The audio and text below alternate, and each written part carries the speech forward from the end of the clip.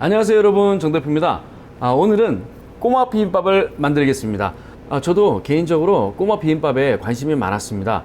꼬마 비빔밥을 판매한다는 유명한 식당 찾아다니면서 많이 먹어보기도 했고요. 꼬막을 사다가 직접 그 요리하면서 여러 가지 방향으로 레시피를 개발하기 위해서 테스트를 많이 했었습니다. 주로 살아있는 꼬막과 냉동 꼬막 두 가지를 같이 실험을 했는데요.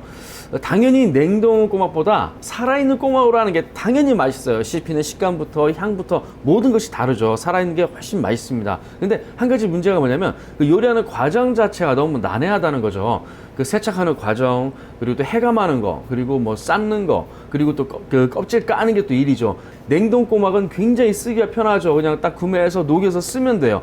굉장히 쓰기 편한데 그 또한 문제는 있습니다. 여차하면 비린 맛이 좀 날 수도 있고 그 어패류 특유의 그 안 좋은 풍미가 나오는 것이 걸릴 수도 있어요.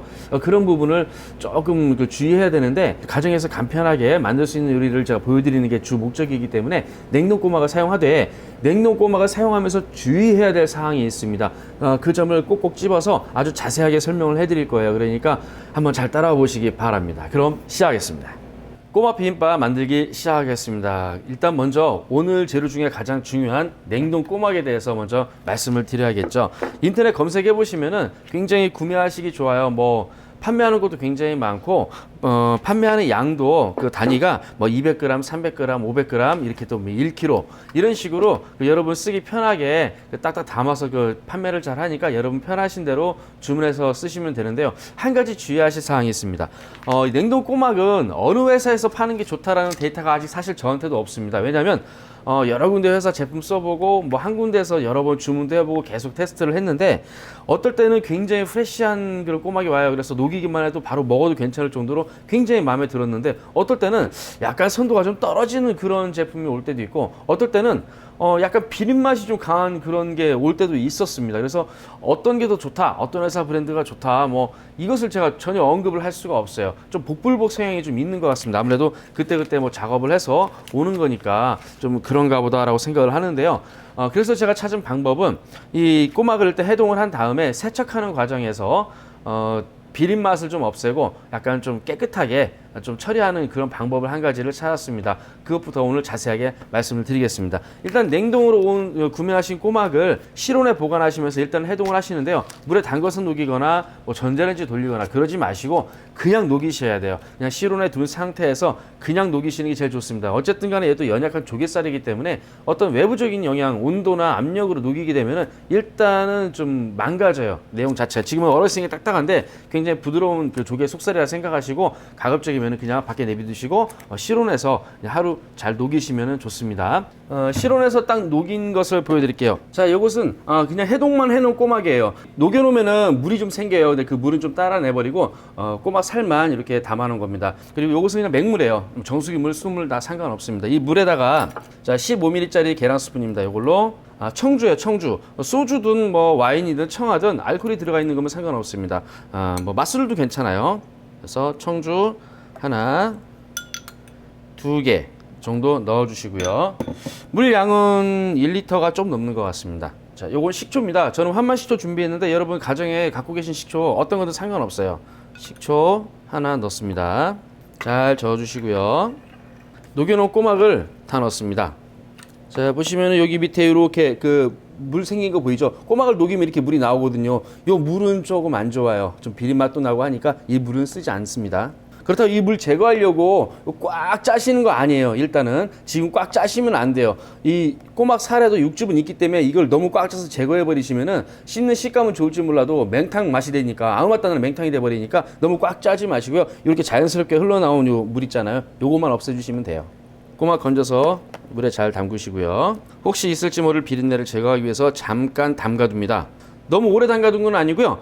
2분 정도? 그 정도면 충분한 것 같아요. 식초가 좀 들어갔기 때문에 또 조갯살은 또 단백질이잖아요. 그래서 너무 오래 담가두면 살이 뻣뻣해지니까 한 2분 정도만 담가두시면 돼요. 그동안 얼른 오늘 사용할 재료 간단하게 소개해 드리겠습니다. 딱 보이시죠? 자, 몽고 진간장, 요거 미림입니다. 미림, 설탕, 그리고 아까 사용한 청주, 고춧가루는 오늘은 제가 좀 곱게 갈아놓은 고춧가루 준비했어요. 요거는 짬뽕용 고춧가루 고운 건데 가정에서 갖고 계신 거 편한 거 쓰시면 되고요. 자, 식초, 대파 잘게 썰어놓은 겁니다. 대파찹, 깻잎 몇 장 준비했고요.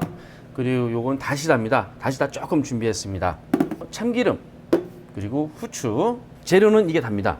2분 정도 시간이 지났습니다. 그릇 하나 준비하시고요. 자, 살살 흔들면서 너무 꽉꽉 주무르지 마시고 살살 흔들면서 좀 이렇게 헹궈준다, 씻어준다라는 느낌으로 살살 흔들어주세요. 너무 꽉꽉 짜거나 휘젓지 마시고요. 살살 흔들어주세요. 이때 여러분이 꼭 유념하셔야 될 게 뭐냐면은 생선지에서 대량으로 작업을 하잖아요. 한 번에 많이씩 작업을 하다 보면은 꼬마 껍질이 부서지면서 깨알만한 사이즈로 바뀌어가지고 이게 그 살에 붙어 있는 경우가 있어요. 이건 눈으로 봐도 찾기가 어렵고 요리해서 먹을 때 입에서 씹히게 되면 난리가 납니다. 아주 안 좋죠. 그것을 미연에 방지하기 위해서는 살살 흔들면서 이 꼬막 살 사이에 있는 혹시 있을지도 모르는 그 껍질 찌꺼기, 껍질 조각들을 제거를 해주셔야 되는데 껍질은 무조건 가라앉게 돼 있어요. 그러니까 껍질을 제거해 준다라는 느낌으로 살살 흔들어 주셔야 됩니다. 어느 정도 좀 흔들어주고 세척이 됐다 싶을 때 많이 씻기 집어서 그릇에 담지 마시고요. 자, 보세요. 조금씩 담으세요. 조금씩 집어서 너무 꽉 짜지 마시고 살짝만, 살포시 살짝, 너무 꽉 힘주지 마시고요. 살포시 살짝 힘줘서 물을 좀 따라내고 그릇에 담습니다. 그릇에 담아놓은 다음에도 물이 많이 생기지 않을 정도, 그 정도로만 하시면 돼요. 그래서 살짝 이렇게 살포시 짜서 놓고요. 이때 너무 많이씩 집거나 바닥에서부터 집으면은 그 떨어진 그 껍질 그 조각들이 다시 또 이렇게 섞이는 수가 있으니까 조심하셔야 됩니다. 어쩌다 한두 개 그 껍질 조각이 딱 이렇게 섞일 때가 있는데 제가 씹어봤거든요. 아주 안 좋습니다. 요리 제가 했으니까 아무 말 못하지, 남이 해놓은 거 먹다가 그런 일 생기면 욕 나와요. 이 정도로만 씻어주시면 돼요. 지금 물이 좀 뿌옇게 나왔죠. 사실 이게 많이 빠지면은 육즙이 그만큼 많이 빠진 거라 맛은 좀 연해지긴 하는데 일단은 좀 뭐 깨끗하게 하고 혹시 모를 그 껍질 조각 그걸 제거하는 게 가장 큰 목적이기도 하죠. 물을 따라내고 그 찌꺼기 남은 거 밑에 가라앉은 걸 확인해 봤더니 껍질 조각이 깨알 같은 게 한 2개 정도가 보여요. 이게 입에 들어가면 난리 나는 거죠. 산지에서 워낙 대량으로 작업하니까 이런 게 꼭 있다 생각하시고 요거 제거하는 작업을 꼭 거치셔야 됩니다. 꼬막은 준비가 됐고요. 꼬막에 넣고 버무릴 양념장을 만들도록 하겠습니다. 이번에도 역시 15mm짜리 계란 스푼을 이용하도록 하겠습니다. 자, 레시피는 굉장히 간단합니다. 자, 몽고 진간장 3개 넣으시고요. 하나, 둘, 3개, 미림 하나, 설탕 하나, 너무 소복하게 담지 마시고요. 적당하게. 청주 하나, 참기름 하나.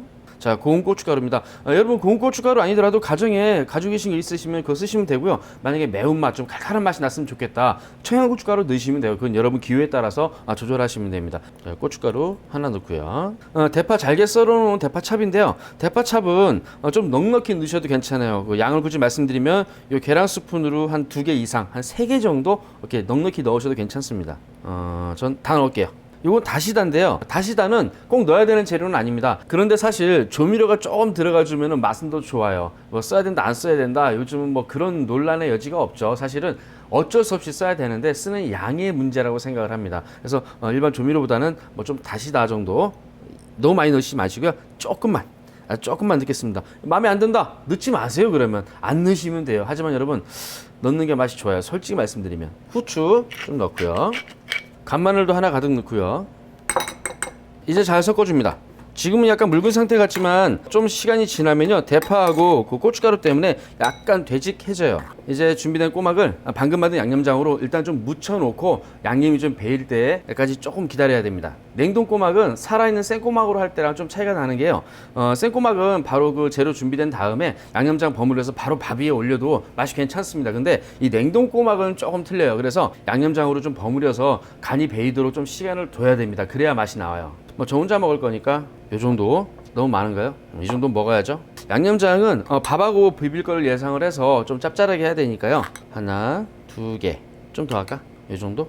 잘 버무립니다. 좀 적은 것 같은데 좀 더 넣을게요. 양념장이 짜진 않으니까 좀 많이 넣으셔도 괜찮습니다. 이렇게 버무려 놓고 한 1분 정도는 지나야 간이 좀 잘 배이는 것 같아요. 자, 준비한 밥에 꼬막 버무린 것을 넉넉하게 올려주시고요. 꼬막 비빔밥이니까 꼬막이 좀 많아야죠. 그 꼬막 비빔밥을 파는 유명한 식당 찾아가서 이렇게 먹어보면은 언제나 꼬막이 좀 적은 것 같아요.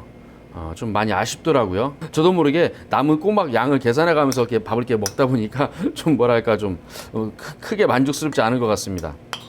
그래서 저는 꼬막 많이, 남은 국물도 자, 따라주고요. 이렇게 해서만 비벼 먹으면 맛이 좀 약해요.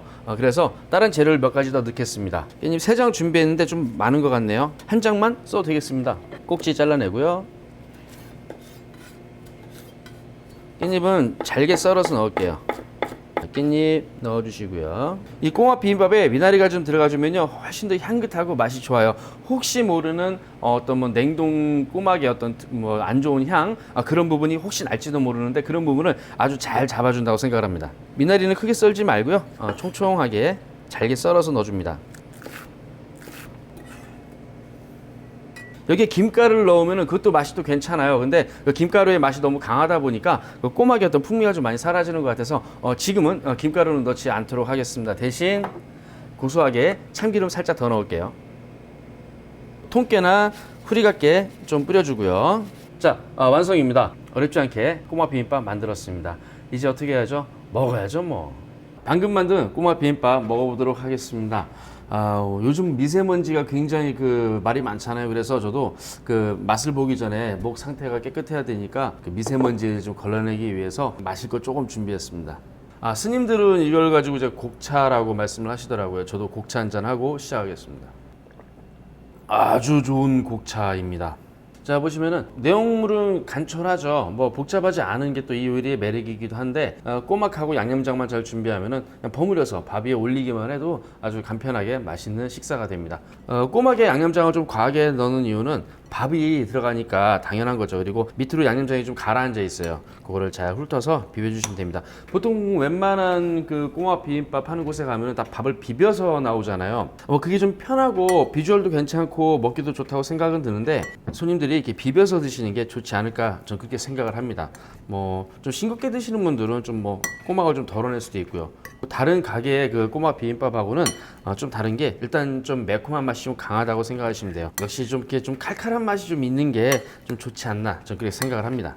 꼬막이 많이 들어가야 됩니다. 마지막 한 숟가락까지 꼬막을 넉넉하게.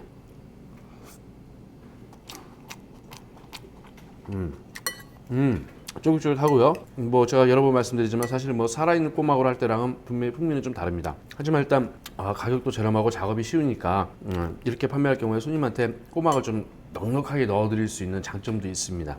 미나리를 좀 많이 넣어서요. 그 중간중간에 아삭아삭 씹히는 식감과 향이 굉장히 좋은 것 같아요.